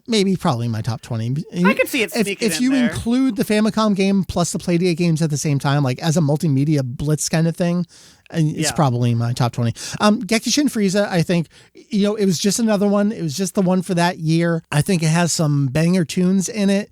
I like some of its side stuff, like when Goku stops at Kanasa along the way and learns about what was going on. Like, there's some cool little stuff in this game that I just want to bring to light, that there was a rich history of Dragon Ball games before a lot of people realize. And of course, I've mentioned Hyperdimension, I've mentioned Super Butoden, and you've probably heard about those. I don't think a lot of people talk about the Famicom era of games because they are so obtuse, and they're these cards and you're moving along a map, and it's not a fighting game, and it's not really an RPG, but it's kind of an RPG. A lot of people just skip over them, naturally so. They're older games, they're antiquated. Give Gekishin Frieza a try. I think it has a fan translation. I'm pretty sure there's a somewhat more recent one that actually does the real thing. Recently, I'm pretty sure, like within the past 5 years, I believe it got one. Yeah. So, hey, check it out. Kirran, you got any others? I have two more honorable, 1.5 honorable mentions. I mean, I could go to the. We could just name every game, but but just narrowing it down. Let me ask you one more question. Am I limited to Dragon Ball specifically? Because I can play either way. I know how much you want to talk about Jump Force. Oh, you know I love Jump Force. Where do you want to go with this? Floor's open, man. What do you want to say? Okay. Well, just because I think because this one is still mostly in my mind. You already name dropped it, so I want to bring it up. Yeah. It's Battle Stadium DON. Yes. Dragon Ball is in the name. I still it has One Piece and Naruto, but I think still it's a Dragon Ball platform fighter that just happens to have, Naruto and Luffy show up. Well, the bosses are the Dragon Ball bosses, so yeah. Exactly, yeah. Like it's Cell and Boo. Like they really lean into the Dragon Ballness for that game. So I think this one could sneak in on a technicality. I think so too. But, I'm going to allow it. Okay, thank you. All right. Battle Stadium DON was one of the first games I imported myself. This was going through like internet. I was able to go like, oh, PlayAsia has a copy on here. Let's go grab that. And then, I got Swap Magic for my PS2. I'm the coolest kid in town. When I show up and they're like, oh, hey, yeah, we're playing Smash Brothers Melee. Did you guys know that they have one with Naruto and Goku? And everybody stops and they're like, what are you talking about? Well, let me show you. And I bring over my big, bulky PS2 and I have to do the little wacky goofball thing and get it in there and everything. And so many nights of my early high school years were made by getting together and playing this honestly janky piece of shit. But I still think the sounds in the game, the variety and weird choices of like what items are, the stages of the game, the goofy narrator, so many little weird quirky touches in this game, I think really help. It has this also like, it's kind of like coin battle. You're like, there's a big tug of war meter at the bottom. To us, we know Battle Stadium DON, but I think a lot of people who maybe weren't into the scene back then, like I think people who even grew up on Budokai have no clue this game exists or even what this is. And I feel like, I'm not going to say you're missing out on a ton, but if you can, find a way to get some friends together and play this. It is a phenomenal party fun time. I guarantee you'll get at least an hour out of it. When you see it, like I always go back to it and I forget, that's right, Cell's in this game. Oh yeah, and Rock Lee's here, and Gaara. What? That's a weird pick. It's like, it's very fun seeing how much love I think they gave Dragon Ball in this one too, to keep it Dragon Ball-y. Like you have Baba floating on the world tournament stage, so the game isn't over when you hit the edge of the grass on the tournament. She just zaps you, and then you go back on. There's a lot of like very tiny little things. There's a West City map that's also very well fleshed out. There's a lot of fun Dragon Ball love to it. All the Dragon Ball characters can fly in that game, so they're just kind of inherently broken. But it's very, very fun, very silly. Fun fact, you can if you make Goku big, like, the mushroom in Smash, and then you get Goku Super Saiyan, where he has like 3/4 of the bar, and you do Spirit Bomb, and you charge it up all the way, and you have 4 players on, I think, Luffy's cruise. There's a small chance the game can crash. Nice. So, Battle Stadium DON, love it. Good stuff. It's got a little bit of a black stain for using the I in Frieza. That's right. Yeah, I forgot. Yeah, what are you guys doing? I got to mention the opening theme, Don't Give Up, performed by Hironobu Kageyama and Hiroshi Hitadani. Like, oddly known Naruto singer. But I guess Naruto didn't really have, like, this is my vocalist. It was just... Yeah, not really. I mean, the answer to that is Asian Kung Fu and Flow. Yeah. They could have get them to show up. Anyway. Yeah, that opening's great, too. Great song. Yep. It's fun. Good stuff. All right, so I have 1.5 honorable mentions to go. Okay. I got to mention Advanced Adventure, and the reason why this probably isn't in my top 10 is that I never finished it. It came at an odd time. You didn't? Okay. Where it was very late in the GBA lifespan. It's a beautiful game. It's a great playing game. I know everyone loves it. I enjoyed my time with it. I just got to get back to it. So this is like an unfinished kind of honorable mention here for me. Yeah, Advanced Adventure is fantastic. Its versus mode is actually surprisingly robust. Yeah. Too. Like that game has a lot of really, really good like back and forth for the limited buttons of the GBA compared to Taiketsu or Advanced Adventure versus mode. It's right?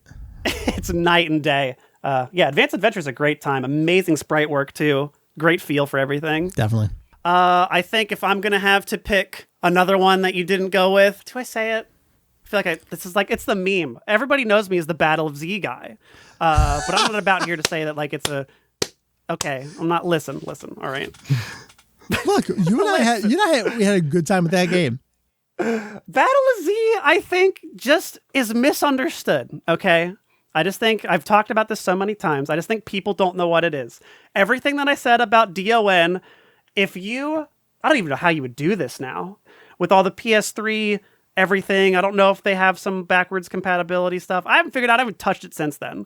But the nights that I had going through that story mode with 4 players, they haven't done a game like that. Like Xenoverse kind of does that thing, but it's definitely more so focused on like the grind, where I think Battle of Z did have like kind of grindy stuff with the cards, but the synchronized experience of getting everybody in there. Oh, I'm punching Nappa. All right, I knocked this Cyberman down. You come fly over. All right, I'm punching Nappa. Hey, what are you doing? Come over here. What are you doing? Get over here. Oh, everybody's hitting raise, please. Yeah. It's a very interesting, fun, dynamic, team-based experience that I don't think they've recaptured since then. It's a bit of a black sheep. I wouldn't push for it to be in anybody's top 10 specifically. Yeah. But let it be known that Battle of Z, I see you, I love you. Goku dressed up as Naruto. Pretty silly. That was something. It's not going to be an honorable mention for me, but it would be in the top 20. It's Xenoverse 2. Xenoverse 2 is good. I just don't have anything to say about it. Everyone knows what it is. And again, that's also $5 all constantly. Yeah, all the time. My actual last honorable mention, something that I have talked about extensively on the show, is not Kakarot. It is the Trunks DLC for Kakarot. Yeah, the Trunks DLC specifically. Recently on the show, you have heard about Kakarot and its DLC. We did a review of the Trunks DLC. You've heard everything I need to say about it. I think it's actually worth purchasing Kakarot and ignoring the main story to then buy the Trunks DLC and play that instead. I think by the time this releases, it will still be on sale. Hopefully. On Steam. So if you haven't, you should check it out. I'm going to give you the last word here for an honorable mention for Dragon Ball games. There are so many things we haven't talked about. But again, Dragon Ball is so historically extensive that we could just name every game. It would take us another 2 hours. We're not going to do that. But is there something we're like, I can't believe we didn't mention that? Or you want to do a contrarian pick again? Go for it. No, I think I got the one. Let's TV play Kamehameha Oreto Fusion. We have a pen pal in Japan. I mailed her to go, hey, I heard about this. I need to get it. How can you get it to me? So, the whole rigmarole to do this, like just to get her to send it to us. My party trick was showing up with weird import games. So whenever that's a good party trick. With her, that game, I think if you've played DBZ Connect, you remember that one? I sure do. You remember playing? Did you play the Wii version of Tenkaichi 2 or 3? Those I did not know. Well, all of them suck compared to the responsiveness of this stupid ass plug and play game that has more reception to like where your hands are on a screen than any other motion control thing I've ever played. If you want to feel like you're actually like they just released that Hokuto no Ken fitness game on Switch. Yeah. I'm sitting there and my dumbass is thinking, okay, where's Let's TV Play, but with the little Switch Joy-Cons? Because amazing.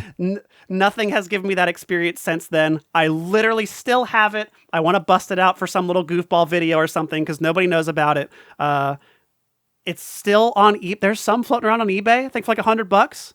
I don't know if I would recommend it for $100. But that's just one that I have a particularly fond memory for. That I think maybe only I do, but it's a very fun game. I think it's a really good time, even though it's a little jank. That's awesome. Well, that's a tour through a lot of Dragon Ball gaming history. If we didn't mention your favorite game, well, that's because I hate it. No, that's not because true. It sucks. Yeah. No, you got it, Mike. You just have to accept it. I got to commit to the bit. You're just public enemy number one, and you hate everything they like. That's true. It's not true at all. I could probably have something positive to say about all of the games. Like even going back to Mystery Shenlong, Dragon Power. It's got some for sure. Got some good little ditties in it. It's fine. It's got Carillion. It's quirky. It's something. I would love to read some other top 10 lists. It's so funny when I put up this started as me just throwing up some photos on Twitter and just being Mike, me like, these are my top 5 and this is objectively the correct list and I am not taking any questions. And immediately people are like, where's blank? Everyone's asking where Budokai Tenkaichi is. I didn't respond because I was like, I think this would just be a fun discussion. You can like hear a little behind the scenes on my thought process for this and how things have changed over time. Like the last couple of years, we have been blessed with fighters and fusions. You know, even if those games are already 5, 6, 7 years old, those are still like the new games, considering how long tail a lot of this stuff is. So I look forward to the future of Dragon Ball games. I think this last generation really proved that we can do some amazing stuff. Give it to the right developers that are going to care about it and give us like a genuine product. Not that they didn't in the past, but they kind of didn't in the past. So here we are. Yeah. All the new stuff has been pretty good. Even if I think like they're kind of long in the tooth. Like I was listening to some of the other podcasts recently. You brought up Breakers. I still think that game is fun. Like it is jank as hell. Maybe that's my actual honorable mention. I think that game is actually like something that I haven't like discovered since like old like Half-Life source mods of like weird little multiplayer experiences that you get. But now we have a Dragon Ball license on it.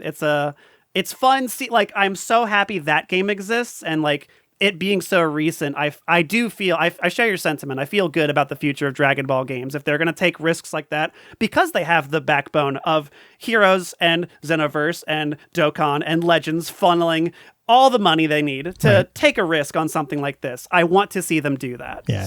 Here's hoping we get more goofy stuff and a Fusions too. Fusions too. Kirran, what's up? How are you? What you got? I'm doing great. I've been busy as heck. All right, look, here's the thing. I am thoroughly addicted to Marvel Snap. Can you convince me? You want this? Can you convince me to play your game? Oh, man. Okay, so if you like Marvel Snap, then I think you'll dig at least like the core of what this is. This is I'm working on a card game. I want to also have a video game version for it. So for now, it's going to be up on Tabletop Simulator. Probably by the end of the month, you'll be able to mess around with it and stuff like that on a computer. I'll have all this ready. You can I'll plug my social stuff later. But the impetus of the game is you take two like archetype factions, call them bonds. I do have a name for it, but I'm waiting for a big reveal to talk about it. Sure. Okay. But you take two bonds and you put them together, and you make like kind of if you're familiar with Marvel Snap, it has a very small deck size. Yeah. This game is kind of similar. It's like a 25 card deck that you add 5 extra token things to make all fancy pants, 2 copies per. Take 2 bonds, and they can be crazy as you can imagine. I have one based on Tony Hawk's Pro Skater. Combine it with I do have one that is maybe loosely based on Dragon Ball. And you can combine those. Now you can have a shonen protagonist on a skateboard shooting laser beams at your opponent who has a demon inside of a giant robot. I am writing you a check right now. Listen. It's all very flavor first, but very easy to learn. I have tested this with people who have never played a card game, people who watched the Yu-Gi-Oh anime and were like, that sounds cool, let's play the card game. This is complicated as hell. I hate all card games. No, you don't. They're just too complicated. Yeah. Very scaled back, a lot of goofball interactions. The cards do the heavy lifting. There's very small rules. The cards do all the extra fun stuff. I have played literally every card game ever. I'm not exaggerating. If you can name it, I've played it. And I think this one is pretty darn cool. I'll be launching it on Kickstarter somewhere around June and July. I'm getting a bunch of art corralled from a bunch of talented artists right now. So stay tuned to that. Amazing. Yeah. Well, I cut you off on some like video stuff earlier because I just wanted to talk about the card game. No, you're tell me all the other stuff. That's I've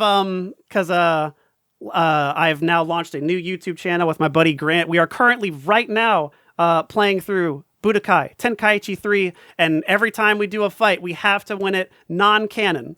So Krillin just beat Garlic Jr. Goku didn't go Super Saiyan because that game has the fun little thing where you get tiny little cutscenes based on however you beat it, even if they're like a second long. There's some funny little blurbs with stuff. So we're going through and doing that right now. Check it out at Good Times Zone. That's what we're playing. Kirran, I have not talked to you in so long. This has been so much fun. I appreciate you taking the time. It's actually one of the longer podcasts I've done too, and I just feel like I could just keep going. So we got to do this again at some point in the near future. For sure. I need to also, I didn't get a chance at the intro. I think the last time I was on, or like maybe it was like one of the first ones I did. I think I mentioned to you, just to make you feel old, I was like, oh yeah, I listened to the Dizex podcast on the bus to middle school. And, I was like, oh, old man Mike and stuff. Since then, I have had people come up to me and tell me, I watched your videos on YouTube when I was in middle school. And I want to say, Mike, I'm sorry. This is a formal apology. Age comes for us all, and I was but a little brat, and I'm sorry. No, I think that's fun. I love hearing those stories. I think I do too. It's cool that there are people that like are in it for the long term and just love doing the things that they love doing. And I can see in your face that you're one of those people. So. More power to you. Thanks. Same to you. I haven't like caught up with a bunch of Dragon Ball stuff in a second, but I've always been connected, always been interested. I knew we were doing this today, so I binge listened to a bunch of them to make sure. Oh God! Make sure I had the intro down and everything. That was a great time. I love coming on here, and it's honestly like a childhood dream come true because I listened to it so much, and it was always something I wanted to do. So thanks for having me back. Oh, thanks, man. This was episode 499 of this podcast. We should have crossed this threshold a long time ago, but as you said, time comes for us all. Things have been wild in my life in a great way. It's just, my free time is not necessarily, I consider this my free time. Kanzenshuu remains a hobby for all of us here. So I do what I do when I can do it. But if this is 499, that means the next episode is 500. I haven't started working on it and I need to get to work because I have a plan for it. Ooh, yay, good. So I'm looking forward to it. That's awesome. I don't want to tease what it is, but it's going to take a lot of work, so I don't know when it's going to be, but that next episode is 500, so... Take all the time, man. That's a huge milestone. 500 of these. That's insane. It's more than that, because I've done some specials here and there, but like the numbered episodes, that is a milestone. So it's a chance to celebrate, and I think you deserve it. Yeah, thanks. Well, that's it. Thank you, everyone. I hope you had a good time running through Dragon Ball gaming history with Kirran and myself. My name is Mike. Kirran, take us out. This has been Kanzenshuu, the podcast. Jikai mo tanashimi ni. Nailed it.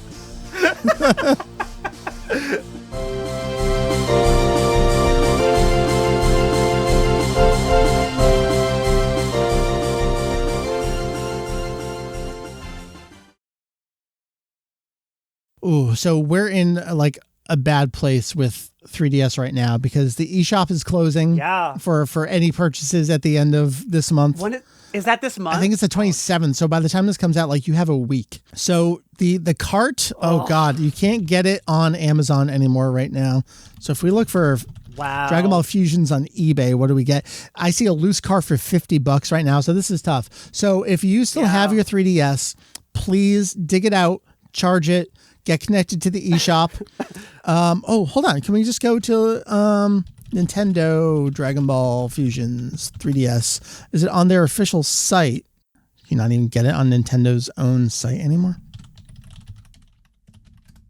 So I want to see how much it is on the eShop. Oh, yeah.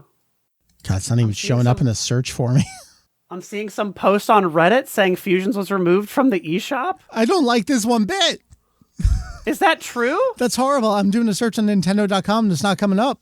Nintendo.co.uk has a listing that download version, European version. This content is no longer available to purchase in Nintendo eShop. This is terrible. What a tragedy. Oh, no. This is why preservation is important. I know. I mean, so this is the kind of thing where it's like, well, they've put you in a real tough spot. Yeah, what do you want me to do? Yeah. You forced my hand. Well, as always, there are ways.